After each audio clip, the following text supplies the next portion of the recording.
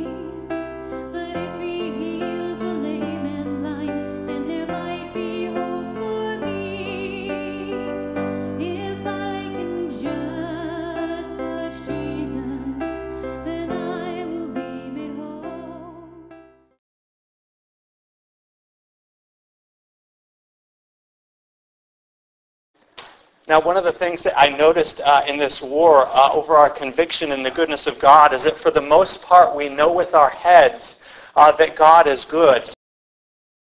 And I suspect that there are many of you here today too who would say, if I asked you, is God good? You would say, well, of course. Yeah, one of the things that I've noticed as my wife and I have been faced with a number of ongoing challenges is that despite an understanding in our heads of the goodness of God, we experience moments of anticipated crisis in which there is an all-out war for our conviction in the goodness of God. I drop down on my knees and crawl through dirt and shuffling feet, like a beggar searching desperately for something he can eat. Finally, I see him there, and I reach out my hand, and all at once the power goes out from the mighty Son of Man. And now I've just touched Jesus, and I have been made whole. I just touched Jesus, and he healed my broken soul.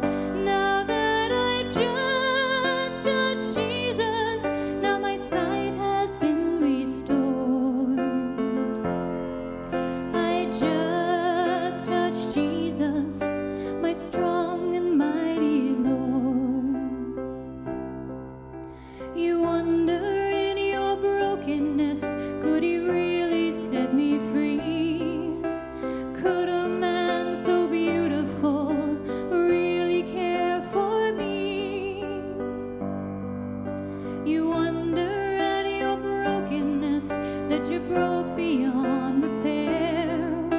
But if you lift your face to him, you'll find that he is there. And if you'll just touch Jesus, then you will be made whole. Just touch Jesus, and he'll heal your broken soul. And if you'll just touch Jesus, then your sight will be restored.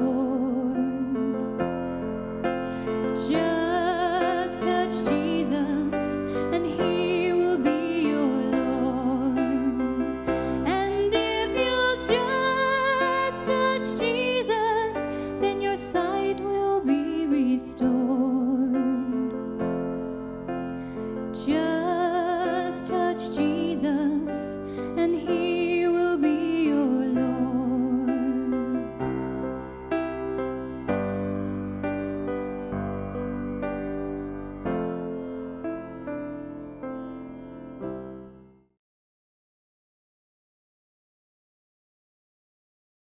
There are perhaps fewer concepts in our culture that are as provocative or as misunderstood as the concept of religious exclusivism. The most popular understanding of religious exclusivism says that there are some, when all is said and done, who will be excluded from the presence of God because they fail to believe the right things about God. On this definition, if someone is suspected to be a religious exclusivist, he or she is often seen to be a kind of narrow-minded or intolerant bigot.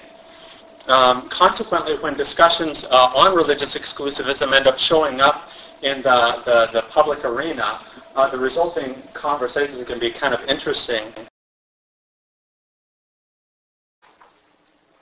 Now, when I speak of a moment of anticipated crisis, I am speaking of a specific time in your life in which you anticipate going through events that are so deeply painful and life-altering that you cannot bear the sustained thought of loss. And when you come to the peak of this anticipated crisis, the thought is so difficult to bear that you go, I've got to do something to get my mind off of this. And so you immediately get busy and find a diversion. Yet one of the precious truths of this passage today is that God will vindicate his goodness in the lives of his people. Let me say that again. God will vindicate his goodness in the lives of his people. It's my hope today that this truth would so penetrate our hearts that as we come to the very pinnacle of an anticipated crisis, our hearts and our mouths would begin to erupt in a celebration and a rest in the goodness of God.